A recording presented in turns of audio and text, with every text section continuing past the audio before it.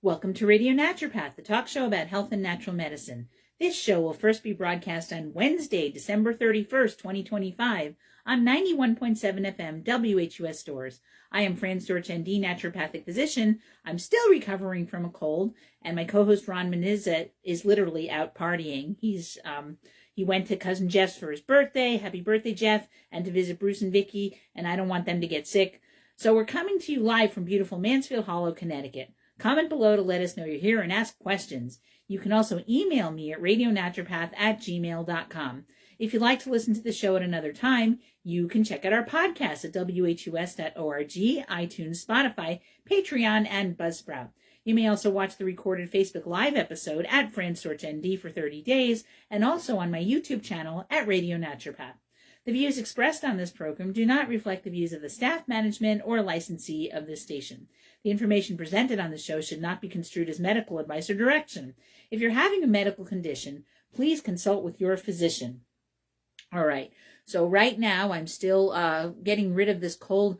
I feel so much better. A lot of the congestion is gone. I still, unfortunately, get some drip when I lay down, and the congestion in the ears keeps coming and going, and I wake up in the middle of the night coughing. But I cough for a while, and then it gets better, and I'm sleeping for a little bit longer than I was. And so once that calms down, sleep really helps this. Rest really helps this because it kind of takes it out of you. But I must say, I think I am feeling my energy is better now than it was before I was sick. And today I got back on the bicycle, which is great. So I only rode for 30 minutes on the trainer.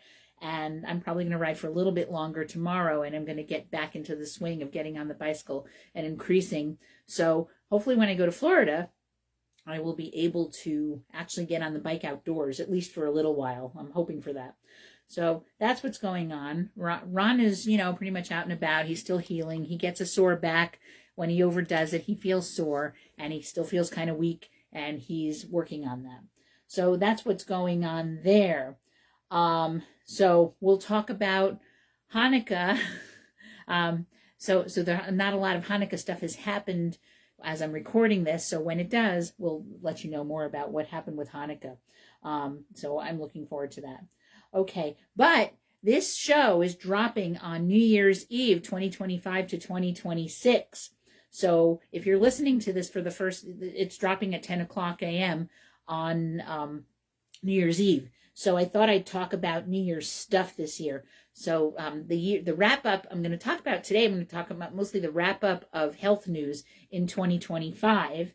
And then start in a little bit on, I have some nice topics to talk about, like omega-3 fatty acids, irritable bowel syndrome and mast cells, why you should go to bed earlier. And I might talk about the sleep stuff before I talk about the other stuff. So anyway, we're going to see what we get through, and I always have a lot of great information for you. So if you are listening, if you're watching me on Facebook live right now, please let me know you're here, and if you have a question, throw it out there, and I'd be happy to answer it for you, or at least just say hello, and I'll shout you out. I see that there's at least one person listening, so that's great. All right, so let's get started. I want to talk about health news wrap-up for 2025. What are some of the things that happened this year? Health content that defined 2025. People, of course, want accessible health information. So one of the things that people talked about were longevity and healthy aging. They were not just curious about extending lifespan. They want to understand the mechanics of aging and what habits could support long-term brain and body health. I was listening to Mayim Bialik's Breakdown, the podcast, a little while ago, and they were talking about health span.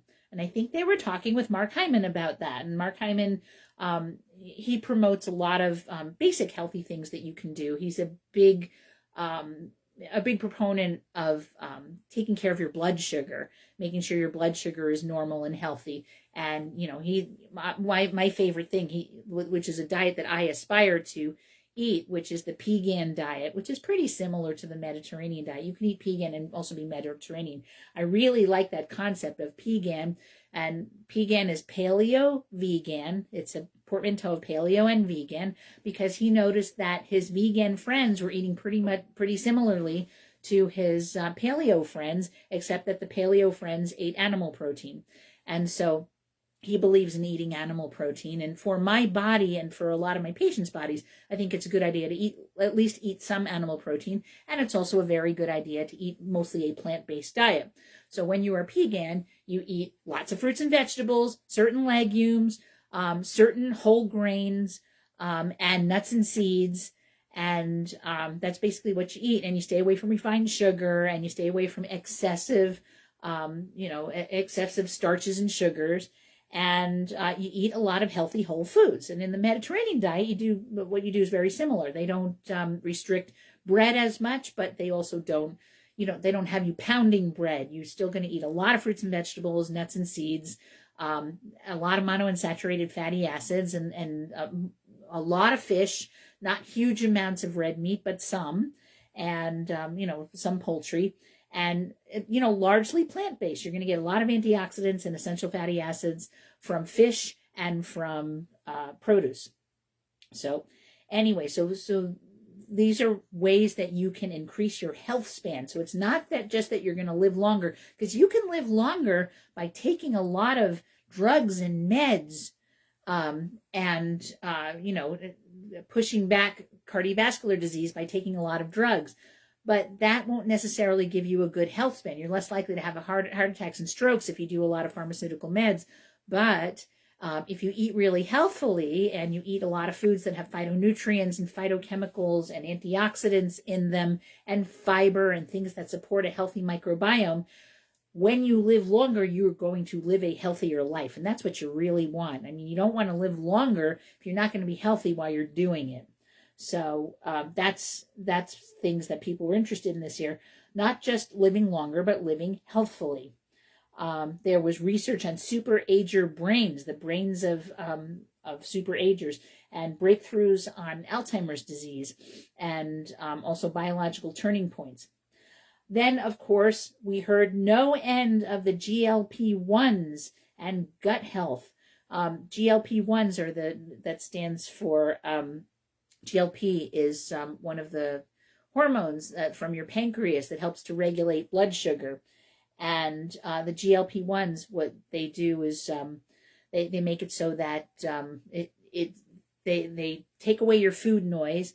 They improve your insulin sensitivity, and they make it so that you don't have as much cravings for food, and they slow they slow the movement through your gut so that you feel more satisfied longer. But the other side of that is they can slow your gut down so that you wind up being constipated. And they unfortunately do have, they have gastrointestinal side effects. People get nausea, vomiting, diarrhea with GLP-1 drugs. So people are very, very interested in the GLP-1s. So many of my patients are taking GLP-1s, whether they're taking them outright for diabetes or they've been given lower doses for weight loss. I have a lot of patients who are doing that because people get so impatient in terms of weight loss because they try, really, I think what happens is people try to eat a healthful diet and they just can't stick with it. And when they take the GLP-1s, they're more able to stick with it. And because it takes away the food noise. I had a patient just say that to me last week, that she's on this drug and it makes her not think about food so much. Personally, not for me. I have some weight that I could lose, and I have no interest in taking GLP-1s just because I really hate the feeling of having my digestion interrupted with. I want to know that I'm hungry. I want my gut to function normally, and I do not tolerate nausea, vomiting, diarrhea well. So I'm not going to go with a little bit of digestive upset in order to lose weight. I'm not going there. I would much rather work on my diet without putting an agent in that's going to mess with my digestion. If I take a supplement that simply makes me constipated or does something strange to my digestive system, I will not take it. I just can't do it. I mean, my PCP wants me to take B vitamins, and the only one I seem to be able to tolerate in a pill form is vitamin B12. The others, I try to take B6 and folic acid, and they give me an upset stomach, so I won't take them. And we're talking, a little bit of transient nausea, but that's too much for me. I can't have transient nausea when I'm sitting with a patient trying to work. If autonomic symptoms are not something I want to know about if I'm in the middle of something that I can't get out of. Like if I'm open with a patient and I'm in patient care, I can't suddenly feel sick because that involves stopping the visit, running out of the room, that kind of thing. And just, and feeling nausea at any point. That's not something I'm interested in. So the GLP-1s just don't work for me. But, a lot of people are doing the GLP-1s and they're happy about it and they're successful about it. One of the funny things is to listen to Howard Stern talking about GLP-1s, how angry he is about them because he was so proud of himself by being able to control his eating and his diet so that he stayed at a good weight. And now people can just take a pill for it and anybody can be thin. And, these drugs, there's a large out-of-pocket cost, although the drug companies are working on that, and there's, they have better insurance coverage, and then there's companies you can get them from with a better price, and so more and more people are able to afford them. But if you're wealthy and you're in the, you're in the media, you can, and you have a lot of money, that's not a barrier. So people in that industry, if they feel like they're too heavy and they want to lose weight, they take GLP-1s. Look at Serena Williams. She lost a whole bunch of weight. And her ad is, it's not cheating. It's medicine. It's a medicine that my body needed after kids. You know what? When my patients come in and they're on GLP-1s, I support them. If that's what they want to do, I support them. I do explain to them that there are long-term possible side effects because GLP-1s make you lose tissue. They don't just make you lose fat. They make you lose bone.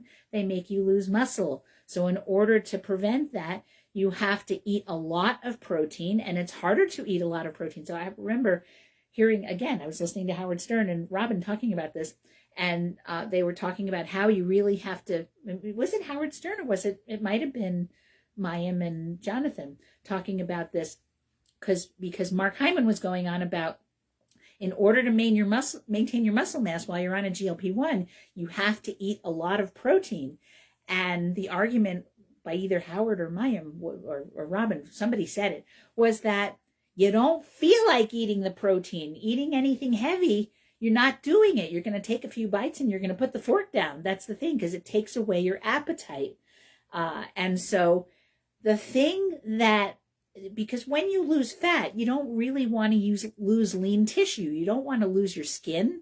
You don't want to lose a lot of the fat under your face, and you don't want to lose muscle mass, and you certainly don't want to lose bone mass. And there have been, I've seen Instagrams and TikToks of young women who are in their 20s who are complaining that they've been diagnosed with osteoporosis. That is something that can happen on these GLP-1s. So you have to be aware of that if you're going to take a GLP-1, it's not a get out of jail free card. Doesn't mean that now you can eat what you want, but you're not going to eat a lot because you're on the GLP-1. So therefore, but you don't have to worry as much about getting exercise. You kind of do, or you're going to get a pathological fracture and you're going to get weaker because you're going to lose muscle mass. So what Mark Hyman says is you have to eat a lot of protein. You have to get your 100+ grams of protein a day, which is very hard to do when you don't have the appetite for it. And you have to do resistance training. Get your resistance training 4 or 5 times a week. And most people don't do that. I mean, most of my patients, I would say that 80% of my patients don't get enough exercise to make a difference in their health, that it's much more unusual for patients to do that. It's like anything that you need to have as a healthy habit. Most patients don't do it. I've talked to dental hygienists. Tell me the truth. How many of your patients floss regularly? And the answer is most of them don't. So where I'm with the floss every single day, and I'm still getting caries, I'm still getting cavities, very frustrating, but I floss, pick, and water floss every single day. I'm still getting cavities. And there are people who are not real good about that. They have less cavities than I do, but they can tell that they have gum deterioration because they're not flossing every day. So the same with these GLP-1s. People don't exercise regularly. It's something that people just don't do. They don't make time for it. They don't prioritize it. And you can kind of understand if people are working hard and they're busy and they have health conditions that make them tired, they're going to be less likely to exercise. So Yeah, this cold is very interesting. It takes weeks to completely get over it. I mean, I don't feel like I'm sick anymore, but my respiratory system is still compromised in terms of making mucus and being hypersensitive. So now I'm talking a lot. I can hear that I'm getting hoarse, and I feel like I want to cough, and I subverted it by taking a sip of water. So you'll see me sipping water a lot, and we've talked about how this cold makes you have to hydrate constantly. Anyway, so it's very interesting. The other thing, so any kind of tissue, the GLP-1s make you lose not just fat, but also give you digestive upset, make you lose muscle mass, make you lose bone mass, and also you lose your hair, because your body does not prioritize hair. So hair loss tells you that there are other things going on in your body that are a problem. So if you can reduce your stress and eat adequate protein and eat adequate nutrients otherwise, and not eat too much junk, starches, sweets and starches and stuff like that, you're going to have better hair than if you don't do that. So, I mean, I don't think I have as much hair as I had 10 years ago. I'm 62 years old, and I'm pretty happy with how my hair looks. I do feel like all the things I do to promote decent hair, what I do is I do take vitamin B12. I take a lot of vitamins and minerals and antioxidants, but I eat a lot of produce. I eat a lot of plant-based food, and I eat adequate protein. I try to get protein in at least 3 times a day. My morning protein is usually a protein shake because I don't tolerate dairy well. Otherwise, I would eat yogurt in the morning. And I do eat yogurt, but it's non-dairy yogurt. And non-dairy yogurt, if it's coconut-based, it doesn't really have a lot of protein in it. And so I have a protein shake, and my protein of choice is bone broth protein. And then midday, I have either healthy cold cuts, which is mostly turkey breast, or I have tinned fish. I'll have either tuna or salmon. I got a tin of calamari and olive oil, so I'm going to have some of that this week. Sometimes I have herring. So I have usually some kind of tinned smash fish in the middle of the day. And then dinner is usually either fish or some kind of poultry. Once in a while, it's turkey burgers. We tend to eat burgers more when we've got a lot of physical activity, and both Ron and I have not been getting extreme amounts of physical activity. I hope that changes over the course of the year. So anyway, so the GLP-1s were a huge thing that were in the news. You heard no end of it. And one of the things you heard was that, there's the 2 basic drugs, semaglutide and tirzepatide. Semaglutide goes by the brand names of Ozempic and Wegovy.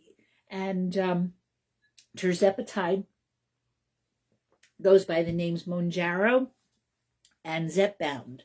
And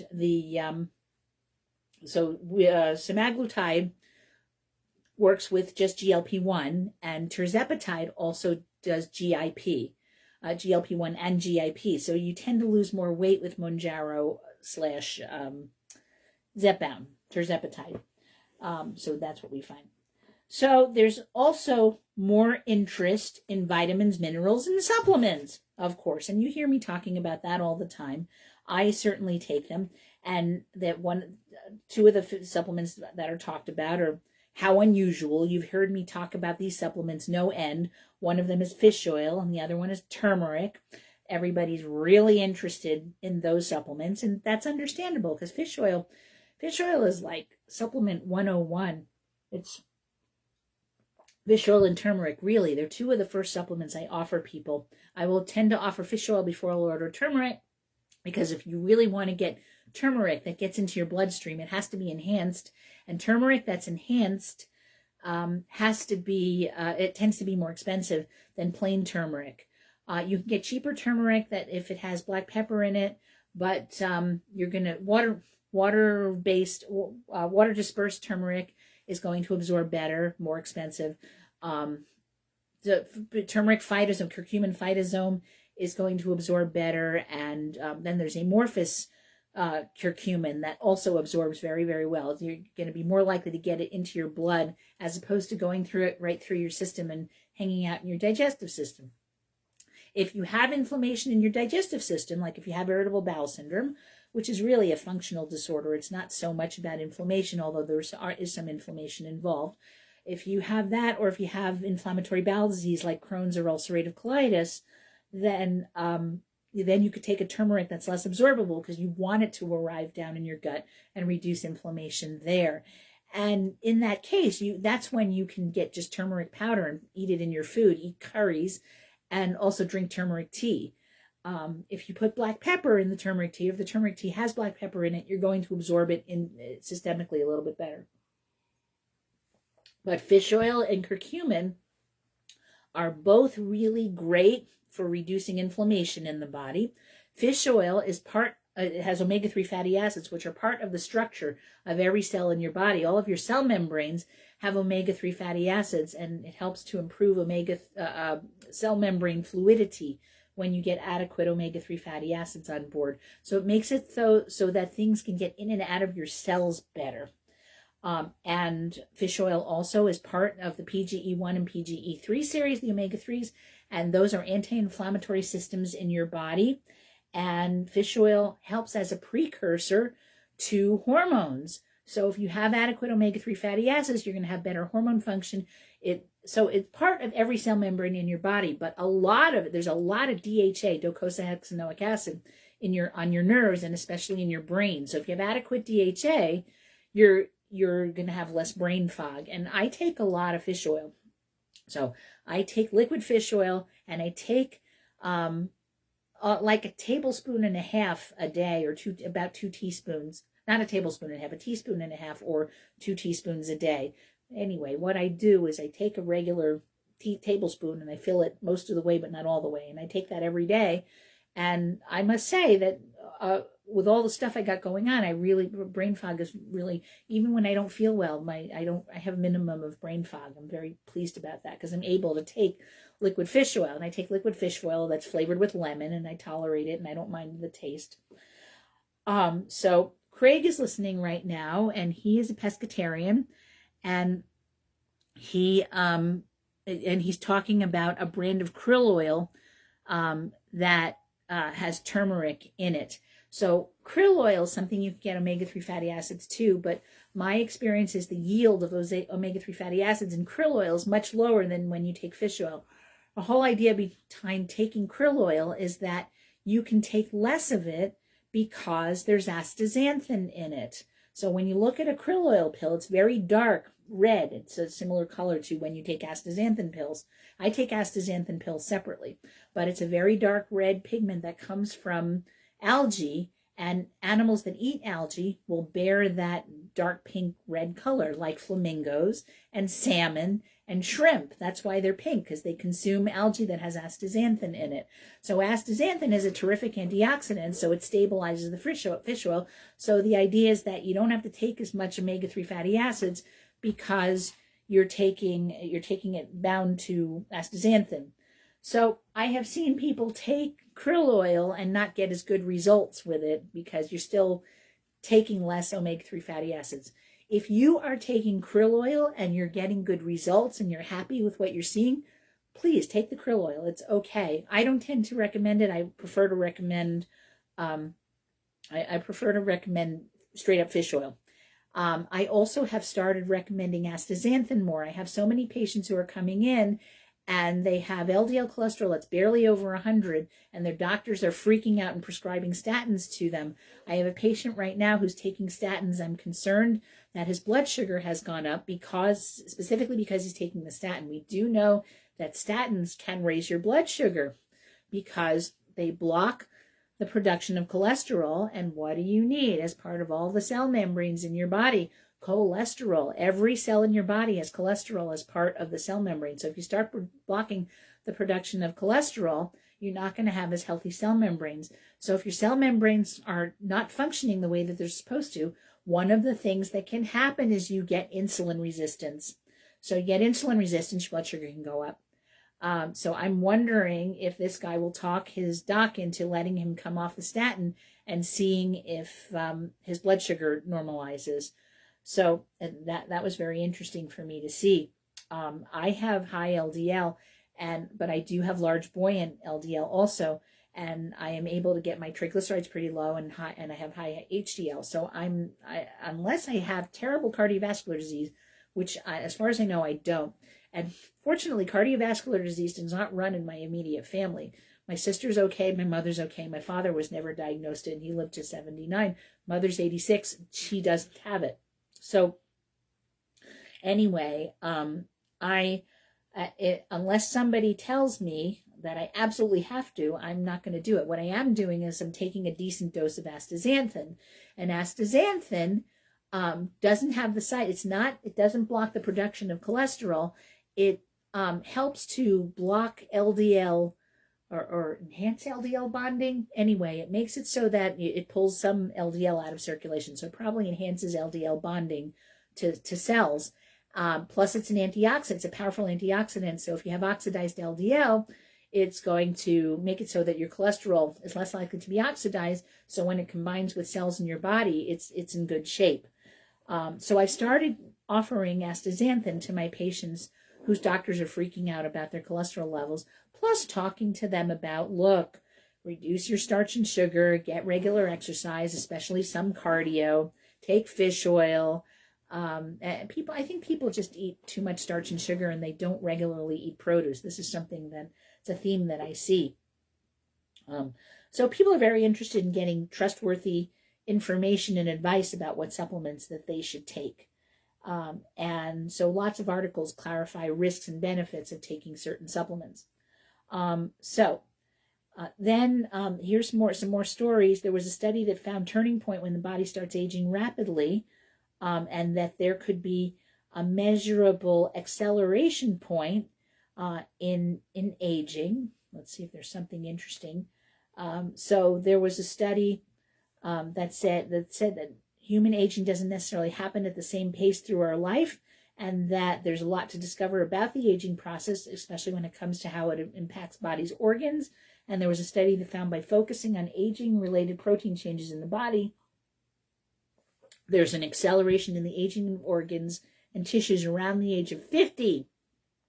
And of the proteins, scientists found that expressions of 48 of them lead to diseases that are linked to diseases that are increased with age, like cardiovascular and liver disease. But we can't stop aging from happening. And there's certain ages where you undergo a burst of aging. Some show at 44 and some show 60, which I can attest to because I seem to be in the doctor's office every couple of weeks for something else. And for a different organ system. Right now I'm dealing with, I just had a respiratory condition, which made my D-dimer go up. So now my PCP is worried about my rising D-dimer. And the D-dimer can indicate that you're having a blood clot. I have no evidence of having any kind of a blood clot, a discrete blood clot in my body. So he's wanting me to take an enhanced form of N-acetylcysteine to get the to get this D-dimer to go down and to increase my nattokinase to help because I became hypercoagulable, and we think that may be a result of the presence of excessive spike protein antibodies and maybe spike protein in my body because I have post-vaccine syndrome. So anyway, so I'm dealing with that, and I'm dealing with orthopedic stuff, and I still deal from the post-vaccine syndrome, some dysautonomia, not sure if I still have some Lyme on board, and I am in the acupuncturist and the chiropractor every couple of weeks, which I don't mind at all. Plus I'm having tooth stuff. I just had a root canal last week. I'm going to have another one next month. And of course, after you have a root canal, you have to get a crown. So I have to get that taken care of. And I would just like a Wednesday where I don't have an appointment. That would be very nice. I think that on Christmas Eve, I didn't have an appointment, but I had one today, and I had one 2 weeks ago, and I think in January I'm pretty light, although I have to go back to Dr. LaGuardia, and I have to go back to the dentist and the endodontist, and then after the endodontist, I have to go to the dentist. So it's tiresome, and I've talked to people as we get older. We seem to be seeing so many different doctors and so many different specialists. Like I said, I don't mind going to the chiropractor, and I don't mind going to the acupuncturist, because those to me are maintenance, and I always feel good when I enjoy seeing those. I love those people, and I feel good when I get good results for when I see them, and I have a relationship with my chiropractor and my acupuncturist. They're people to me, so that's really nice.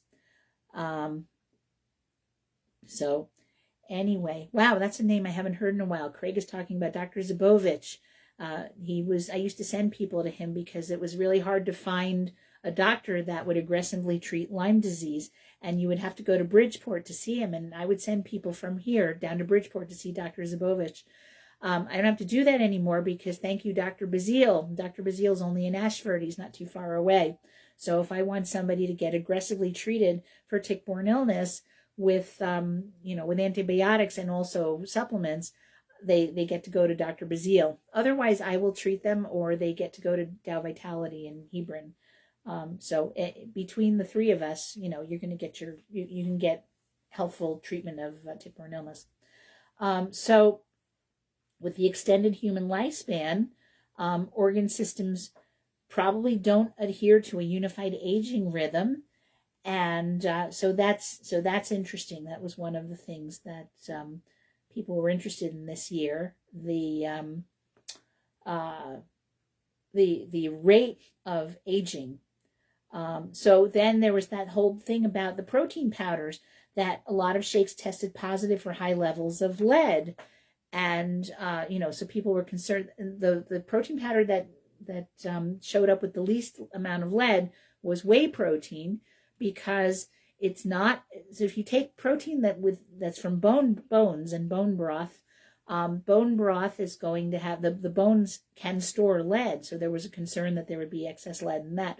But the kind of protein powders that seemed to have the highest levels of lead were plant-based ones, unfortunately. There were the rice proteins and the vegan proteins. They had the highest levels, followed by the ones made from bone or beef, and with the lowest from whey. And there are people who are dairy intolerant or whey intolerant, like me. I can't take whey to save myself. That just really is not good in my stomach. But I do bone broth protein, and I figure that I'm eating enough fiber. I have a great microbiome. My digestive system works really well. I'm getting adequate selenium, which is going to make it so I'm not going to hang on to excessive lead. And I take NAC as well. And between the NAC and the selenium and the vitamin C, I'm going to make enough glutathione that I'm not going to hang on to any excess lead in my body. If you're going to the bathroom regularly, you have good, if you're eating a plant-based diet and you have regular throughput, as it were, that you're having a decent BM at least once a day or more, you're probably not going to hang on to heavy metals. And in order to have a decent BM, to 1 to 3 times a day, you have to eat fiber. You have to eat produce, and you can't just eat bagels. You can't just eat white flour and sugar and then have meat and potatoes for dinner. You have to have regular quantities, a lot of quantity of produce in order for that to happen. So that's why I like to have either my breakfast is either non-dairy yogurt, and chia seeds go into the non-dairy yogurt. And with that, I have 4 kinds of berries: the strawberries, raspberries, blueberries, blackberries, sometimes banana, usually not. And before that, I will have a small amount of protein, like a piece of a protein bar and some fruit before that, plus a quarter cup of smoothie. So I'm getting a lot of fiber and not a lot of fluid first thing in the morning. And midday, if I have my protein, it's going to have some fiber with it. I like to have, I've been enjoying having curried chickpeas with lunch along with my tinned fish, and lettuce and tomato goes with that. And sometimes I have seaweed salad. So I'm eating some kind of produce in midday as well. And then dinner definitely has produce. It's going to be either a soup or a salad or a stir fry that has vegetables in it with protein. So anyway, so if you have good throughput, you're not going to hang on to heavy metals in your body. And then, so people were interested in what to expect from taking the GLP-1s. I think I've exhausted the GLP-1. And then there was the whole thing about measles. There's been increased increased incidence of people coming down with measles, because there are a lot of folks that there are a lot of folks that have that are non-vaccinated now. A lot of parents are choosing not to vaccinate their children because they think that vaccinations are not healthful. So when you have a lot of non-vaccinated kids, if somebody somewhere has measles, measles is exceedingly contagious. You think that COVID was contagious. COVID is pretty contagious. If somebody's in a room breathing out aerosols of COVID, you're probably going to catch it, but not necessarily. If you are in a room and one person has measles and you're not adequately vaccinated, you're getting measles. It is super contagious.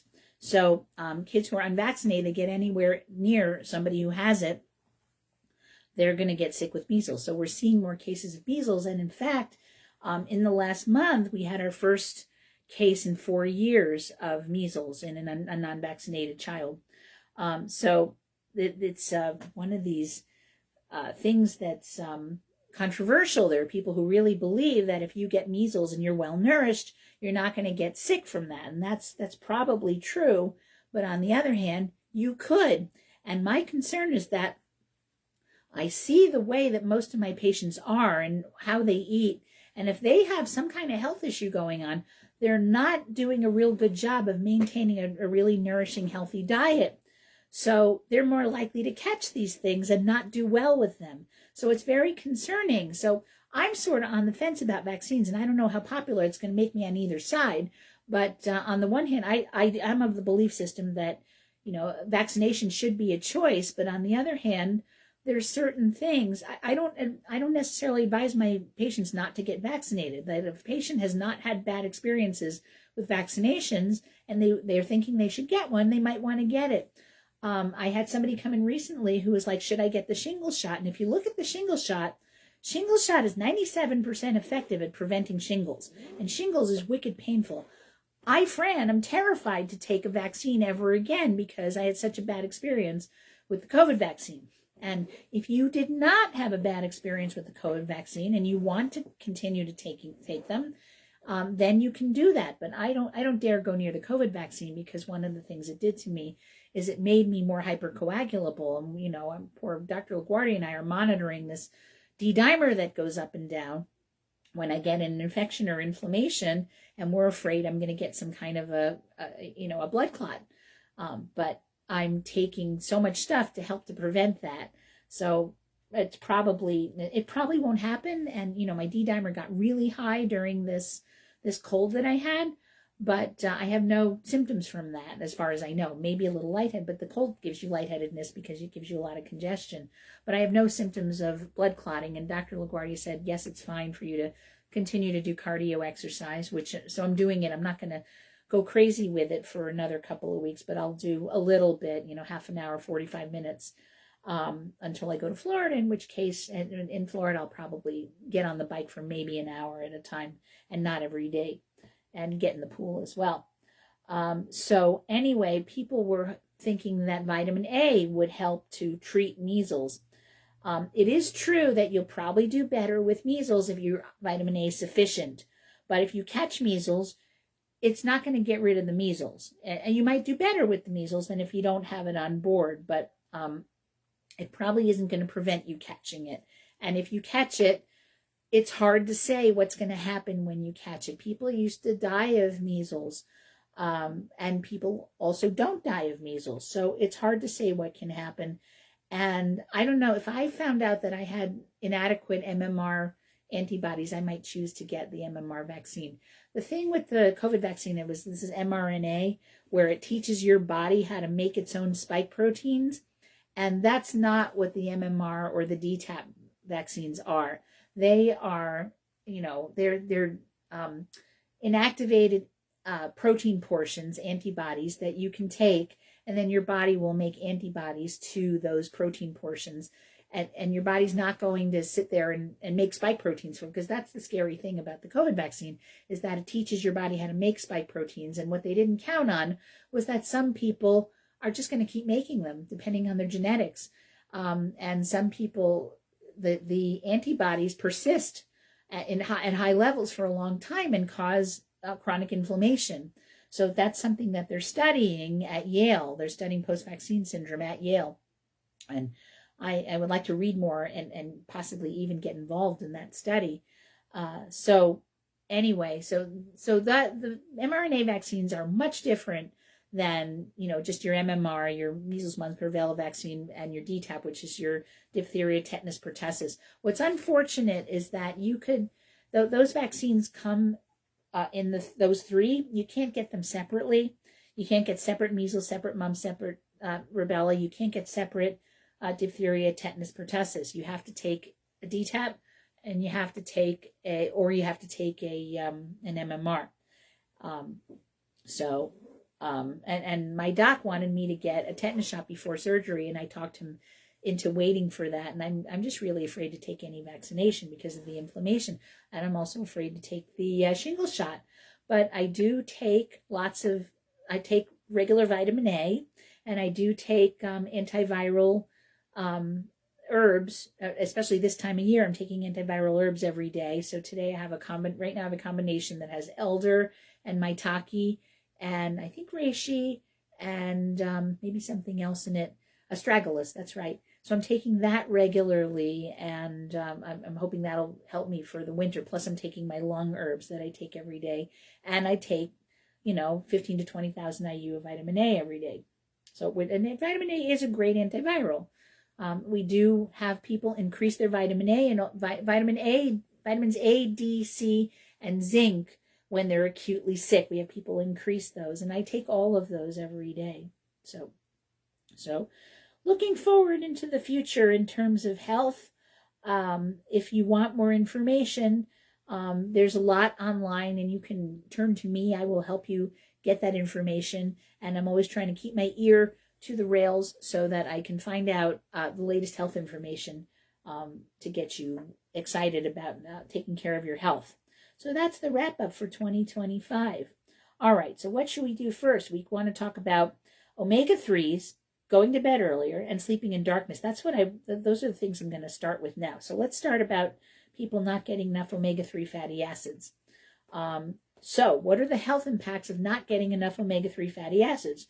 Get the omega, like I said, fish oil is supplements 101. It's one of the first things I offer people. And if people can't take fish oil no matter what they do, I mean, there's people they're afraid to taste fish oil. So like if they take the supplement, I have different problems with people taking liquid fish oil. Some people don't mind. I prefer people to take the liquid because usually, first of all, the fish oil is more likely to be in the triglyceride form. You don't have to break down a capsule to get it into your body, and it's easy to take more of it. So, and it's a one and done. Some people want to take it a couple times a day, which is fine. I don't do that. I take my 1.5 to 2 teaspoons of fish oil in the evening, and I take lemon flavored fish oil. It tastes oily and lemony, and it doesn't bother me. I don't burp it up. I do fine with it. Some people, no matter what they do, they burp fish oil. If you don't mind taking the liquid form, it's a good thing to do. I had a person come in with CIRS, chronic inflammatory reactive syndrome, who couldn't deal with the flavoring in the fish oil. So if he were to take liquid fish oil, he would have to take plain fish oil with no flavoring in it. I had unflavored cod liver oil once, and it was absolutely unpalatable. So I couldn't do that. I also had cod liver oil that was mint flavored, and that was not good. I mean, fish oil, when you want to take fish oil, if it's flavored, it should be rosemary and or lemon and or orange. And that makes it palatable. Lemon is probably the best one. Although you can get these emulsions, which if you have to take, so Ron takes the emulsion. The thing with the emulsion, they put some stuff in it to emulsify it, some maybe a starch. The only problem is because you're putting the starch into it, the yield of actual fish oil, omega-3 fatty acids, in a tablespoon is going to be lower than if you didn't have the emulsion. But it tastes really good. They make it taste really good. So there's a company that specializes in emulsions, and Ron gets the lemon emulsion. He loves it, and that's what he takes.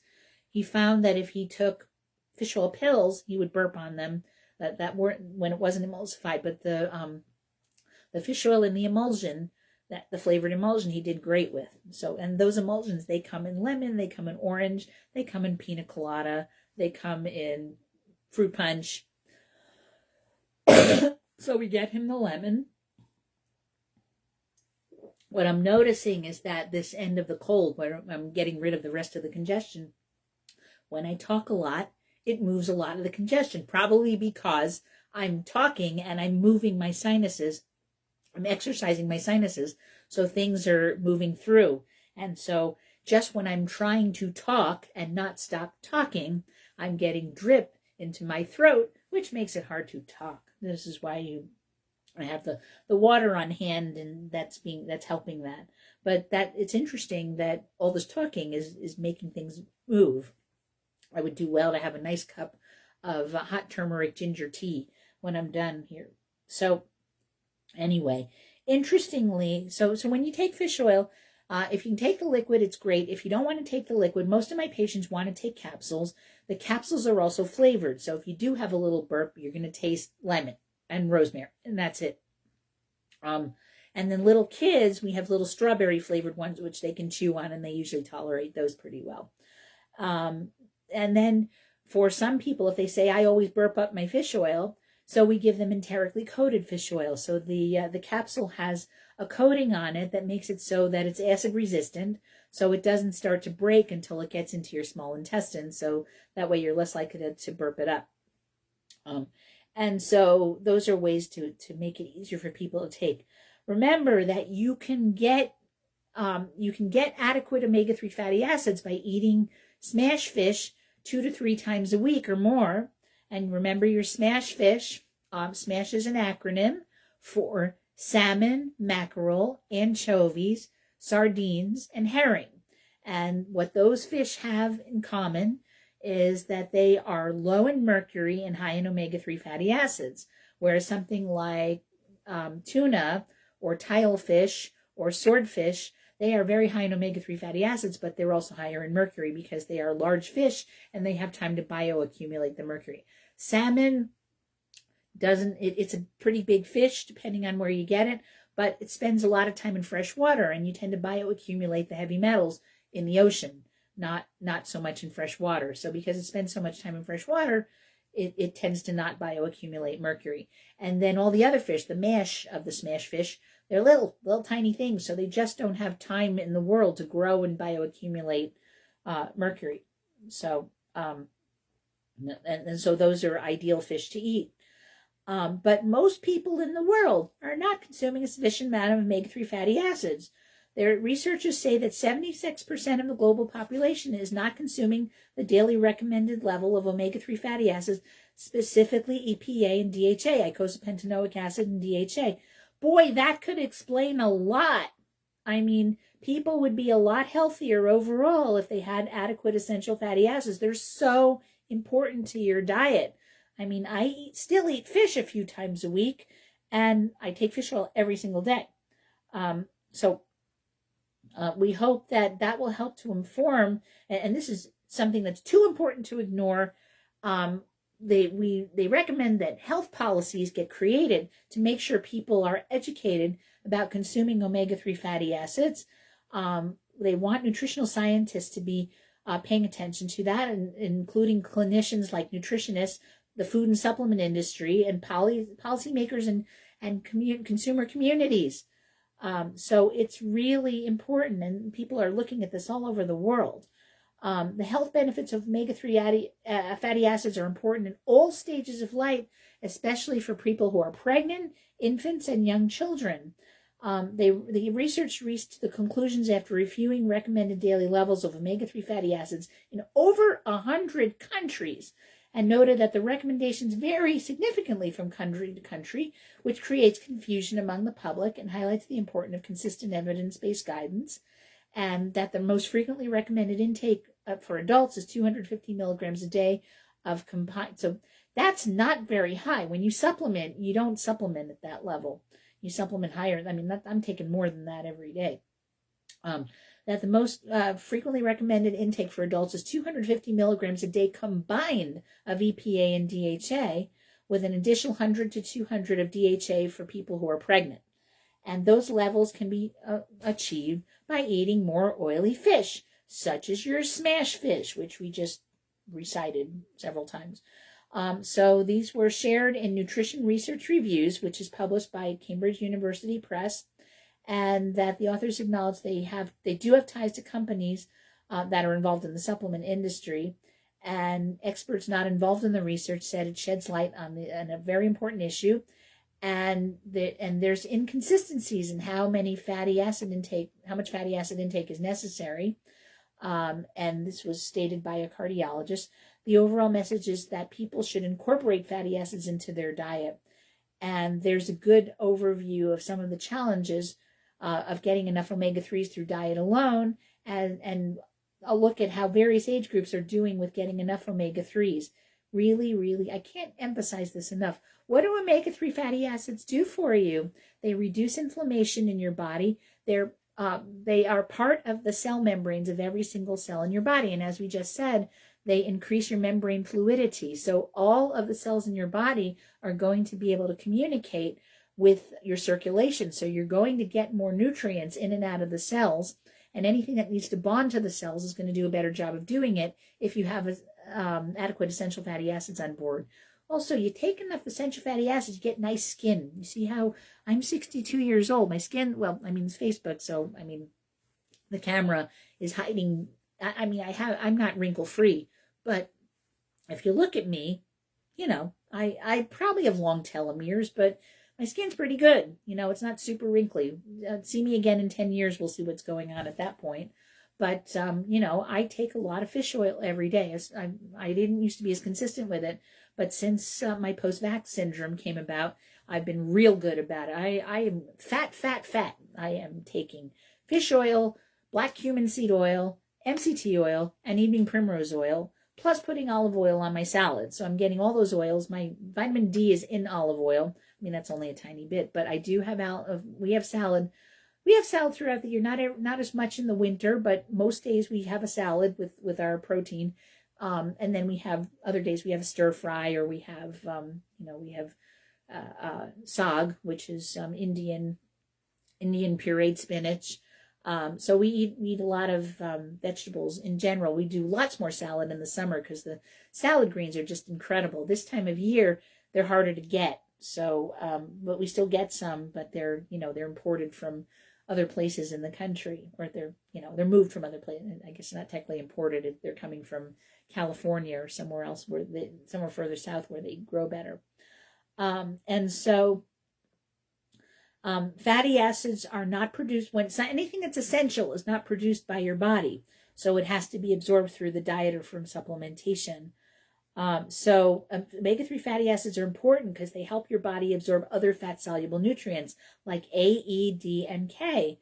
And omega-3 fatty acids, in particular DHA, are considered essential for brain, skin, and eye health.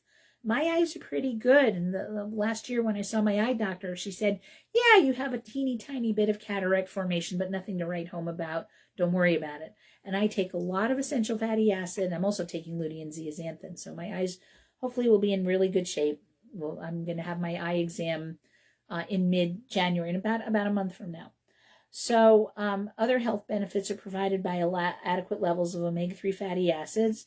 Fatty acids can improve heart health by lowering your triglyceride levels and increasing HDL. And that's what it mostly does. If you take enough essential fatty acids, you're going to have lower triglycerides. And apparently it lowers your triglycerides more than it lowers anything, your LDL and your total cholesterol, and raising HDL, although it will help you with some of that. Also can help with reducing inflammation and improving your blood sugar levels. Important for pregnant and nursing women. So because the fatty acids are vital for brain development and neurological development of the fetuses as well as the infants. And you have to realize that when you are pregnant, all the nutrition goes to the fetus first. So you need extra so the baby gets some and you get some too. So You have to, so omega-3, it's easier to be omega-3 fatty acid deficient when you are pregnant. And if you are, it can affect the neurological and cognitive development of the baby. So omega-3s may be more important for older adults because we're at higher risk of some of the health problems that essential fatty acids can prevent. We're susceptible to people in general who have omega-3 fatty acid deficiencies. So if you are omega-3 fatty acid insufficient, you might have dry eyes, you might have skin irritation and dryness, joint pain, and changes in your hair texture. So you make scalp oil, and so the hair itself, the cells on the hair, keratinous tissue, like your hair, does have cell membranes on it, but it's basically dead tissue. That's why you can cut it, and there's no nerve tissue, so it doesn't hurt. But you're going to have nicer hair if you have essential fatty acids on board, in part because you're going to make healthier scalp oil. Your scalp is going to be less inflamed, which means your hair follicles are going to function better, and the cells themselves of your hair, if you're watching me on YouTube or Facebook, you're seeing me playing with my hair, the cells themselves are going to be in better shape if you're getting the essential fatty acids on board. So you're going to have changes in hair texture if you don't have enough essential fatty acids. So you'll get your essential fatty acids, as we said, through the smash fish, through fish oil, cod liver, or fish oil. You can also get monounsaturated fats. You can get it through plant stuff, but remember that plants do not have DHA and EPA in them, and you have to rely on your body's delta-6 desaturase system to convert EPA to DHA. Not everybody does a good job of that. And genetically, people who have eczema and other skin conditions aren't real good at converting alpha-linolenic acid to EPA and DHA. However, if you eat flax seeds, chia seeds, flaxseed oil, soybeans, and walnuts, and other monounsaturated fatty acid foods, you're going to get monounsaturates, which are not EPA and DHA, but you'll also get some alpha-linolenic acid, which to an extent your body will convert to EPA and DHA. The American Heart Association wants you to eat 2 servings of fatty fish a week, or make sure you take fish oil. Fish oil caps are not regulated, and there can be side effects like nausea and diarrhea, and I don't see that very often. I don't have people take huge amounts of it, and if somebody seems to be having that going on and they're taking fish oil, I'll just adjust back their dose. That means they're not absorbing all of it, and they're taking too much. If it's coming out the other end, you're not absorbing it, so you just want to take as much as you absorb. That some doctors don't recommend omega-3 fatty acids. I don't think that, I think that's, he says the research doesn't bear out that it raises levels, but I did an omega check on myself, and I take all this fish oil, and I have very good levels, so I don't agree with that. I know I'm an N of 1, but I still think that you can increase your essential fatty acids by taking adequate fish oil. So what's in the United States, you want to take get in at least 1,100 milligrams of omega-3 fatty acids, and if you're female, and 1,600 for men, so that's between all the different things that you take. And for infants, it's only 500 milligrams, and the dose you take is going to depend on what your needs are.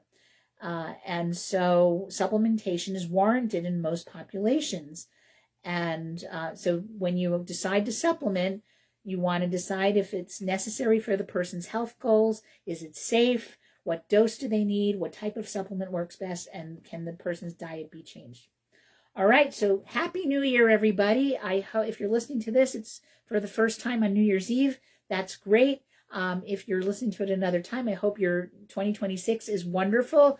Happy New Year. Whatever way you celebrate the ringing in of the Gregorian New Year, have a great time. Have a lot of fun, even if it's staying home and watching the ball drop on TV, which is what I hope I'll be doing. Ron and I usually don't go out for New Year's Eve because we're usually, these late night parties, we're not excited about them. So anyway, so blessings to you all, and thank you for continuing to listen to Radio Naturopath. You have been listening to Radio Naturopath, the talk show about health and natural medicine. I am Fran Storch, ND, naturopathic physician. You can email me with questions and comments at radionaturopath@gmail.com. If you'd like to listen to this show at another time, you can check out our podcast at whus.org, iTunes, Spotify, Patreon, Buzzsprout, and YouTube. You may also watch the recorded Facebook Live episode at Fran Storch ND. The views expressed on this program do not reflect the views of the staff, management, or licensee of the station. The information presented on the show should not be construed as medical advice or direction. If you're having a medical condition, please consult with your physician. Thank you for listening to Radio Naturopath, your show where you can learn about the best of science and nature. We'll be back with more Radio Naturopath next week at 91.7 FM, WHUS stores, and WHUS.org.